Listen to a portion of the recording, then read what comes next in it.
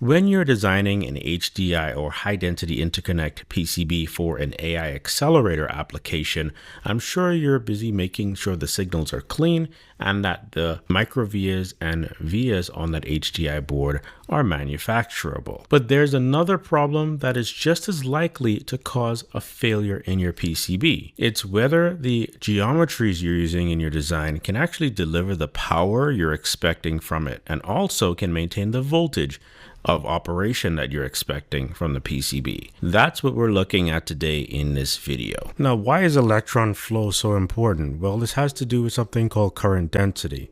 First, let's look at the electron flowing through a conductor. Here you have electrons that are bumping into each other and flowing through, and we call that I. That's coulombs per second, okay? The coulombs per second that are going through this conductor. Now, why do we have I over A? It is the amount of current that is passing through any surface area at a time. So if you were to take a cross section of this conductor on here, this copper, and make a sheet, it would tell you how many coulombs are traveling through that area. We call that current density J.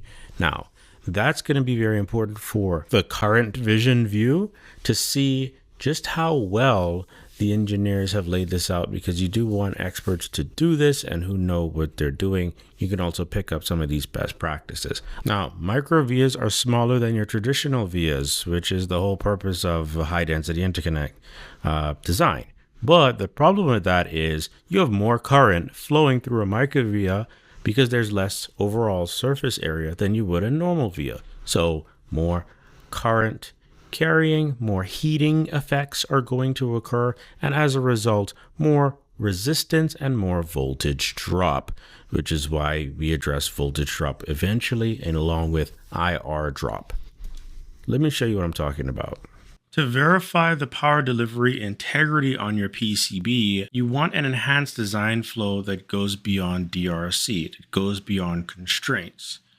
This enhanced design flow requires two key steps beyond simply PCB layout and best practices. The first check you're going to want to do is a current density check. So use a field solver or simulation tool to precisely map the current distribution across all layers and through every via in your PCB. I've done it for two areas, one underneath my ball grid array chip or BGA chip, and another for my local power area near the USB. This is critical because parallel paths and plane shapes make manual calculation almost impossible, just not as feasible. You'd be taking forever to do the calculations by hand. What you want to look for are hotspots in your simulation. These are regions where the current density exceeds any safe limits. So you can set up pass-fail criteria like I have set up here. It depends on your quality control settings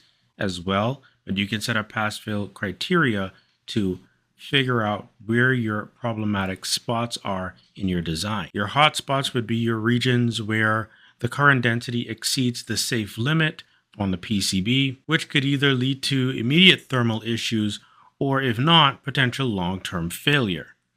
You can take a look at things like your via current density, making sure that you see what your microvias are doing, how much current they're carrying. You can even look at the flow of the current by showing the vectors here. So I turn on my vectors to see where is the current going and to give yourself more information about how you're setting up these vias, stacking them to carry the appropriate flow of current.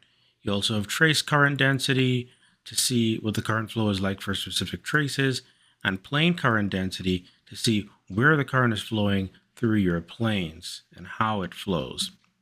So the goal is to see where your hotspots are and long-term failures could happen. Now, once the current is mapped, let's talk about IR drop. You need to be able to check the voltage differential change across the PCB traces, copper pores, and what have you. And the goal of this is to make sure that your voltages that show up, say, on a certain pin of your ASIC chip is within the minimum voltage operation range for that chip in your design. If it's not, you can get misoperation. Armed with that information, you may then make an engineering decision on whether to add more vias or adjust the copper geometry to reduce the amount of voltage drop across the PCB. So for instance, I have these vias here and maybe they're not sufficient for what I need them for. And let's say I add a via in here, right? Hit done. And then I redo my analysis. Then upon redoing the analysis, that extra via might have helped a little bit, ever so slightly, in reducing the voltage drop across this copper shape, this copper pore. So it shows that you need to be able to get into the field solving of your PCB, especially for HDI boards, and verify the power delivery and the current density in the appropriate range. It's not sufficient to just use best practices for these more complex PCBs, especially in the age of AI and AI boards.